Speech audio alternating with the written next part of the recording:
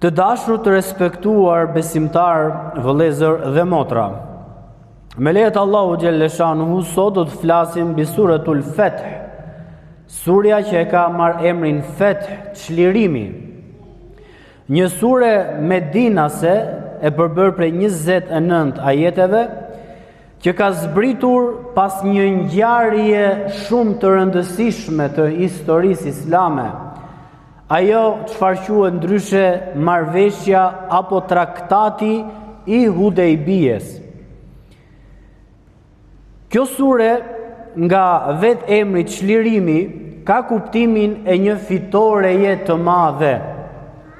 Pra muslimanët me anë të kësaj sureje u përgëzuan për një fitore të madhe.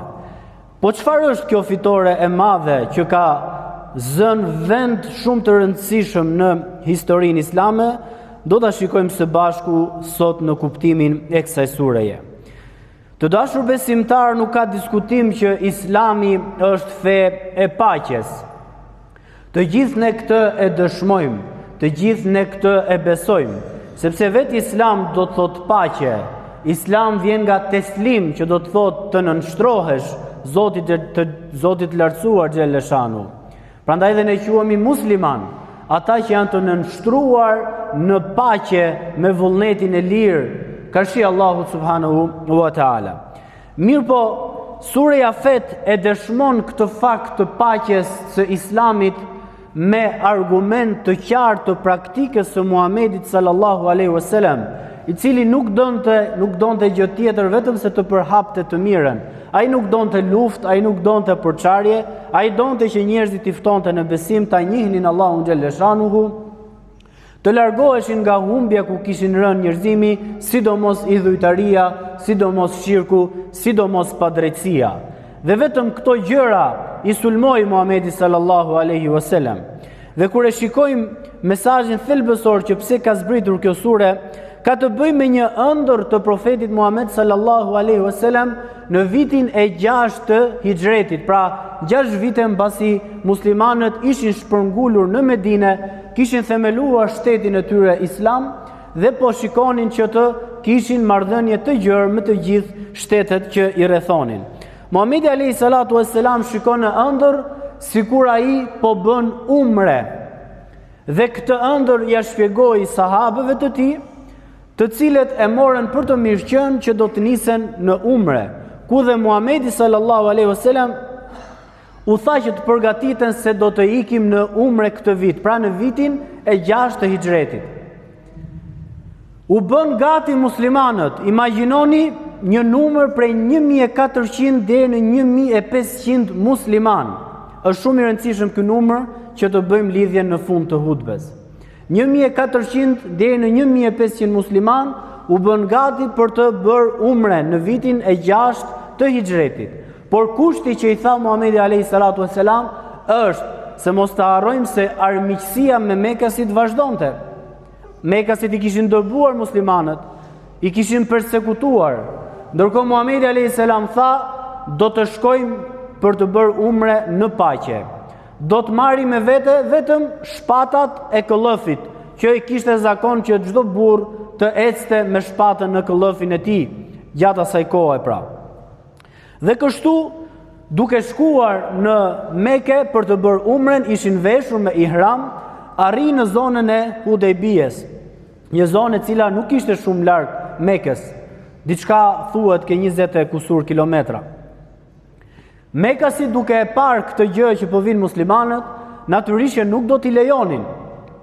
Dhe quan mesazhe që mos hajdeni sepse do t'ju luftojmë. Ndërkohë Medinasit me në krye Muhamedit alayhis salam thanë që ne po vim për paqe, duam të bëjmë umren, nuk do të dëmtojmë askënd, do të bëjmë umren, do të bëjmë tavaf rreth Ka'bes, do të bëjmë sajn, Safën dhe Merve dhe do të kthehemi në Medinë. Por ata nuk e lejuan këtë gjë. U bën marrëveshje dhe një nga gjërat shumë elementare për një mesazh të madh për ne si musliman është momenti kur Muhamedi alayhis salatu wassalam dërgon Osmanin për të bërë marrëveshje me Mekasit në Mekë. Dhe kur shkon Osmani, e presin Mekasit sepse Osmani ishte një njeri i respektuar, që edhe para kohës islamike, të cilit i ofruan, ti do të bësh umre vetëm nëse don, por muslimanët e tjerë nuk do të vinë të bëjnë umre. Othmani këtë gjë nuk e pranoi, e kundërshtoi, ndërkohë duke qenë se Othmani u vonua diku ke 2-3 ditë dhe akoma nuk po çohej lajm tek medinasit që po pristin për këtë marrëveshje, filluan që të dalin thashetheme sikur mekasit e kishin vrarë Othmanin. Ndërkohë kur erdhi ky lajm, normalisht Muhamedi alayhis salam dhe të gjithë besimtarët së bashku u zemruan jashtë mase. Dhe këta do të bëjnë një marrëveshje që është një marrëveshje që do ta dëshmoj Zoti i botëve Allahu xhelle shanu. Allahu thot po ashtu në surën Fat, laqad radiyallahu anil mu'minina idh yubayyi'unaka tahta ash-shajarati fa'alima ma fi qulubihim fanzala sakinata 'alayhim wa athabahum fathan qariba.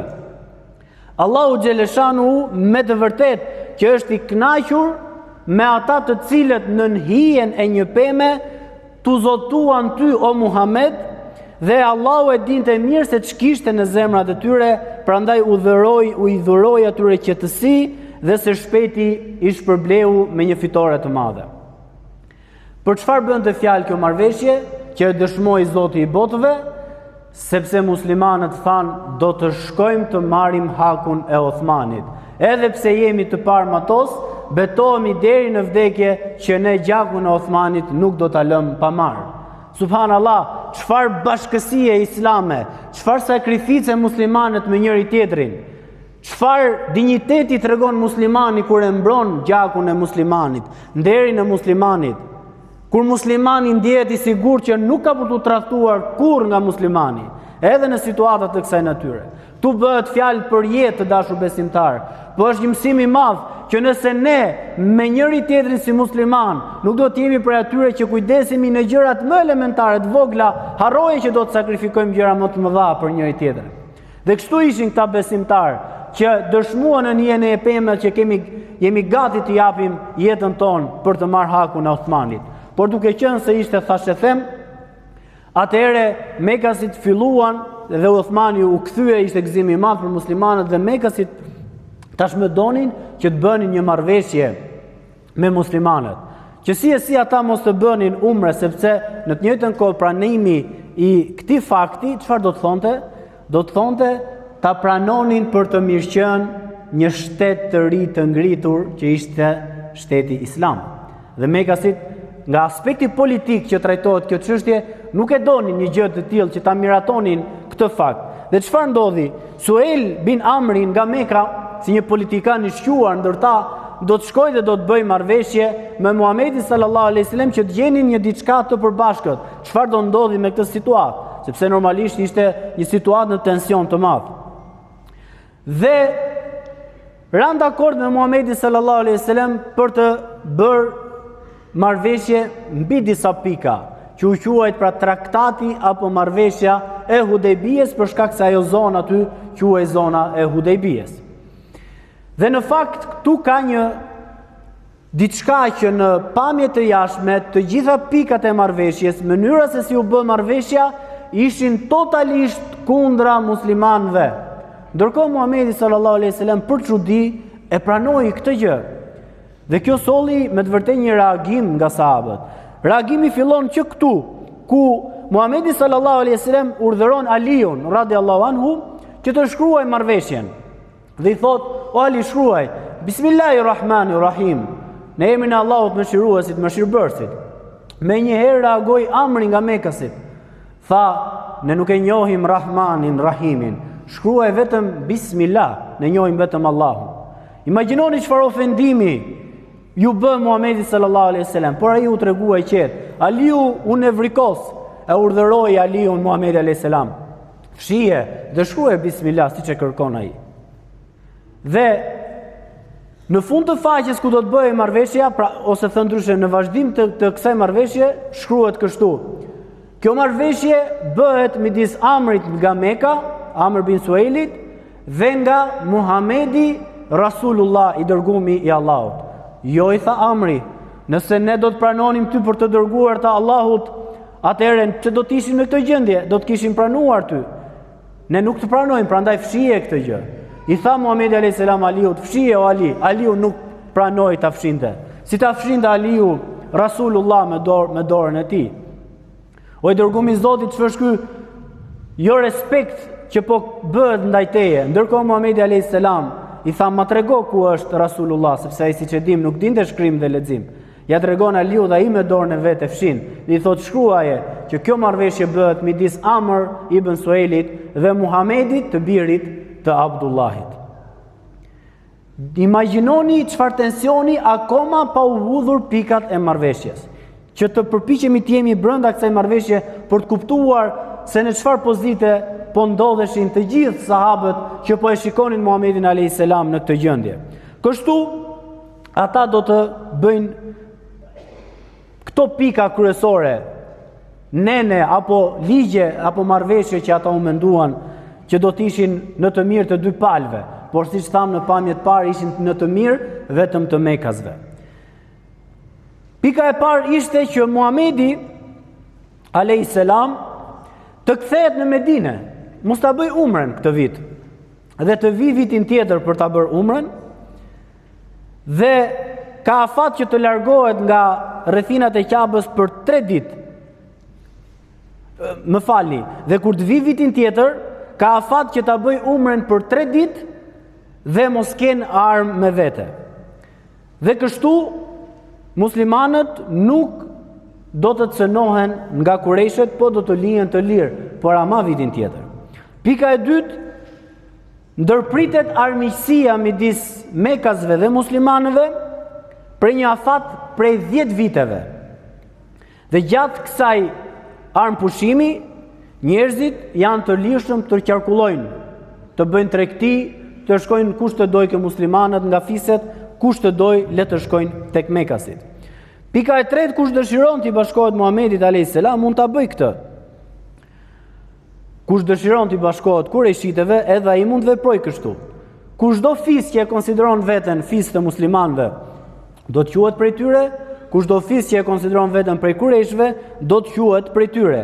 Por ama, nëse do të ketë një armiqësi, le ta dim që kjo marrëveshje do të prishet. Pra nëse një fis i muslimanëve do të bëj luftë me një fis të Kurejshve, atëherë ky armpushim do të prishet.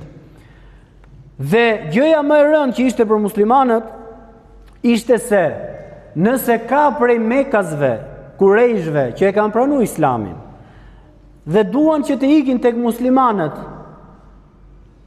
këto nuk lejohen, por duhet të kthehen mbrapsht, edhe nëse arrin të largohen. E nëse ka prej muslimanëve që duan të ikin tek Mekasit, këto të shkojnë dhe nuk do të kthehen pas. Dhe menjëherë do të vuloset kjo marrëveshje të dashur besimtar, dhe këtu do të sprovohet pikërisht kjo marrëveshje, ku pikë së pari, një prej muslimanëve që u mbante peng nga babai i tij, kishte gjetur mënyrën për t'u arratisur nga Meka dhe shkon pikërisht këtu në Hudejbije. Amr ibn Suhail, i cili kur i bashkohet muslimanëve, u gëzua se më në fund shpëtoi nga robëria, ndërkohë menjëherë Mekasit prezenti thanë, "O Muhammed, zbatoje marrëveshjen." Dhe kështu u detyrua Muhamedi alayhis salam menjëherë ta kthej pas atë. Imagjinoni çfarë situate e sikletshme kjo, të dashur besimtar. Sahabët nuk e pranuan një gjë të tillë, reaguan shumë ashpër. Omeri reagoi shumë ashpër. Shkoi u ankua tek Ebu Bekri, çfarë është kjo marrëveshje? Le të shkojmë t'i luftojmë, si ata të sillen me ne në këtë formë. Në fakt ky reagim nga dietarët shpjegohet në këtë formë që sahabët po prisnin një shpallje nga Zoti që t'i jepte zgjidhje kësaj situate. Dhe situatën akoma më shumë që tensionohet është në momenti kur Muhamedi alayhis salam i urdhëron sahabët që të therrin kurbanet e tyre të umres që do e bënin dhe të ruanin kokat e tyre. Urdhëroi Muhamedi alayhis salam për një gjë të tillë, sahabët ranë qetësi, sepse ata përsëri ishin shpresë plot dhe shkoi Omeri tek Muhamedi alayhis salam. O i dërguar i Zotit, po a theti që ne do të bëjmë umre? Prandaj erdhëm se pe ëndër, pra ëndra profetit ishte besnike. Muhamedi alayhis salam i tha, unë thash që do të bëjmë umre, po nuk thash për këtë vit. Thash që do të bëjmë umre, por nuk thash për këtë vit. Ndërkohë kur po prisnin që të thereshin kurbanët, profeti alayhis salam futet në çadrën e tij, me vete kishte bashkëshortën e tij, Safien, të cilës ju ankua, çfarë kanë këta që nuk dëgjojnë të dërguarin e tyre? Safia do t'japi një përgjigje shumë intelektuale, dietarët e quajnë si një përgjigje të thellë politike në fakt, që si çfarë roli kishin dhe gratë në kohën e profetit alayhis salam. Ku i tha, o i dërguari i Zotit, po shko ti i pari, there kurbanin tënd, ruaje kokën dhe do të shikosh që sahabët kanë për të ndjekur. Doli Muhamedi alayhis salam jashtë, e dëgjoi këshillën e bashkëshortes së tij, mori e theri kurbanin dhe sa e pan sahabët që profeti veproi kështu, të gjithë vrapuan te kurbanet e tyre. I therën kurbanet e tyre, i ruan kokat e tyre dhe morën kthimin për në Medinë me zemrat e tyre të thyera. Dhe pikërisht të dashur besimtar, në këtë moment që po ktheheshin në Medinë, do të shpallet surja Feth. Inna fatahna laka fathan mubina. Nuk ka diskutim që ne o Muhammed të dham ty një çlirim të madh, të dham ty një fitore të madhe. Dhe cila ishte fitoreja më e rëndësishme? Pikë së pari, kjo ishte një shenjë që do të çlirohej Qabja, që e mori mesazhin Muhamedi alayhis salam, por një nga fitoret më të mëdha në suksesin më të madh të këtij traktati që u bë midis muslimanëve dhe mekasve, ishte të dashur besimtar se automatikisht me këtë marrëveshje u njoh shteti musliman, që ishte shumë e rëndësishme. E dyta, Kureshët e kuptuan që ishte i pamundur ndalimi i Muhamedit alayhis salam për të hyrë në Mekë, sepse shikojmë që muslimanët ishin fuqizuar, kështu që ata të paktën përfituan një vit afat për të bërë politika ndryshe se si mund të silleshin me muslimanët. Por kjo po ashtu dëshmonte për njohjen e një shteti musliman që kishte filluar të fuqizohej. Pika e tretë që është shumë e rëndësishme që tregon kjo marrëveshje është se Kureshit, Mekasit tashmë nuk po ju interesonte më se kush do të bashkohej me muslimanët, siç deri para pak vitesh ata i sulmonin fiset që bashkoheshin me muslimanët. Por atyre po ju interesonte që të ishin dhe ata pjesë e një shteti që kishte ndikim në atë rajon. Minimalisht ta njihnin dhe ato veten që edhe ne jemi një shtet ekzistent, prandaj dhe po bëjmë marrëveshje me muslimanët. Të gjitha këto janë urtësitë që Muhamedi alayhis salam i dinte, sepse Allahu xhaleshanu ja kishte shpallur. Më e rëndësishmja është pika ku tha do të jenë 10 vite armpushim. Çfarë do të thotë 10 vite armpushim? Do të thotë se nëse deri dje par dje fiset e ndryshme kishin frikë të shkonin tek muslimanët, apo kishin frikë të pranonin islamin, sepse do të krijonin armiqësi me Mekasit, dhe Meka ishte qendra kryesore e tregtisë, dhe duke qenë se do të bashkoheshin me muslimanët, mund të humnin përfitime tregtare duke mos bashkëpunuar me Mekasit, nguronin ta pranonin islamin. Por kur u vendos paqja dhe u lejuan që njerëzit të shëtisin nga të donin, të bënin tregti nga të donin, këtu njerëzit do të njihen me islamin dhe u hap dera e davetit të lirë musliman që sahabët t'i shpjegonin njerëzve fen. Dhe këtu shikojmë që në këto vite po ashtu Muhamedi alayhis salatu vesselam do të çojë letrat e tij të famshme në të gjithë shtetet dhe perandoritë që e rrethonin, duke i bërë atyre ftesë për në islam. Pse? Pse se bëri këtë gjë deri dje par dje? Sepse ishte në një luftë të brendshme, kishte luftën në kufit e tij. Tashmë kur siguroi paqen e brendshme, ai e hapi dhe zgjeroi islamin edhe me gjër. Tashmë të dashur besimtar, ku është pika shumë e rëndësishme në këtë sure dhe mesazhi më thelbësor i saj. Tham që në vitin e 6 të Hijretit ka ndodhur kjo ndodhi. Kthehemi 4 vite më përpara, në vitin e 2 të Hijretit dhe vitin e 3 të Hijretit, ndodhin 2 luftra të mëdha në historinë islame. Ndodh lufta e Bedrit. Në luftën e Bedrit, të dashur besimtar, sa musliman ishin në ushtri pjesëmarrës, ishin rreth 300 burra. Që do të thotë, nga një komunitet muslimanësh u arrit që të nxjerreshin vetëm 300 burra që mund të ishin të aftë të luftonin me armikun e tyre. Në vitin e 6 të kësaj marrëveshje shohim që numri kishte shkuar në 1400 apo 1500. Pra, shohim që Islami kishte filluar të përhapej, por përsërishin numra shumë të vegjël. Imagjinoni, jemi në vitin e 6 të Hijretit, do të thotë 19 vite profetësi, akoma kemi 1500 musliman apo burra që janë të aftë të shkojnë për të bërë umre, janë të shëndetshëm. Mund të jenë dhe gratë, mund të jenë dhe fëmijët, mund të jenë dhe pleqt, por thelbi njerëzit që e mbajnë në këmbë shoqërinë, burrat, fuqia punëtore, ishte 1500 veta në vitin e 6 të Hijretit. Pra 18-19 vite mbasi profeti alayhis salam ishte dërguar si profet. Por çfarë ndodh? Në vitin e 8 të Hijretit, ku edhe do të prishet kjo marrëveshja e Hudejbijes, sepse pikërisht një fis nga Kurejshet që ishte në marrëveshje me Kurejshet do të vrasi një fis që ishte në marrëveshje me muslimanët, ne shikojmë që më pas muslimanët në vitin e 7 do të bëjnë umren, që u dha në marrëveshje, në paqe, ndërkohë në vitin e 8 të Hijretit do të shkojnë të çlirojnë Mekën. Po me sa veta do të çlirojnë Mekën, të dashur besimtar? Janë 10.000 burra që janë musliman që shkojnë me ihram të bardhë për të bërë umren në Mekë, në të njëjtën kohë për ta çliruar Mekën dhe për ta marrë nën zotërimin e tyre muslimanët. Për 3 vite, pra nga viti i 6 deri në vitin e 8 ose deri në vitin e 9, u arrit që nga 1500 veta musliman të shkojnë në 10.000 veta musliman. Po pse?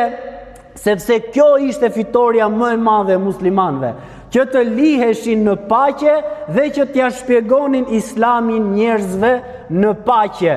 Dhe duke e njohur njerëzit Islamin, e pranuan atë, u nënshtruan dhe e besuan Allahun xhelle shanu.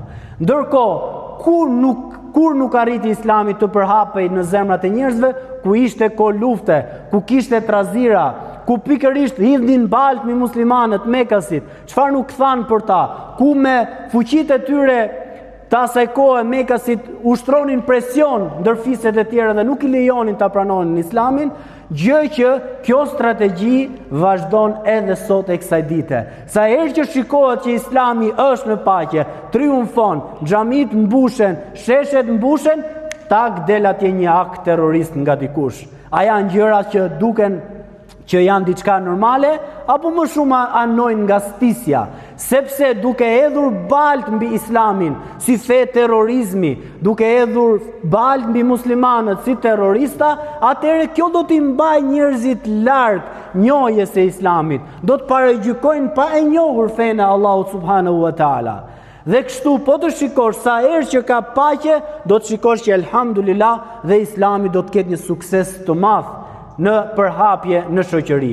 Ky është mesazhi i madh i surës Fat, që u çliruan zemrat e njerëzve në radhë të parë që e pranuan Islamin, pastaj u çlirua Meka, sepse e rëndësishme është të çlirohen zemrat nga idhujtaria, të çlirohen zemrat nga ignoranca, të çlirohen zemrat dhe mendjet e njerëzve nga padituria, pastaj pa diskutim që do të çlirohet çdo segment i shoqërisë dhe do të shikojmë që muslimanët aty do të jenë ata që do të jenë të parët që do të flasin fjalën e tyre. Një mësim i madh nga surja Fat që lutim Allahun xhelle shanu na bëj për tyre që e kuptojmë këtë mesazh kaq të madh, e bëft Kur'anin dritë zemrave tona në këtë botë dhe bëft atë ndërmjetësues për ne në botën tjetër. Wa qulu qawli hadha wastaghfirullaha li wa lakum. Allahumma salli wa sallim. Barik ala Muhammad wa ala ali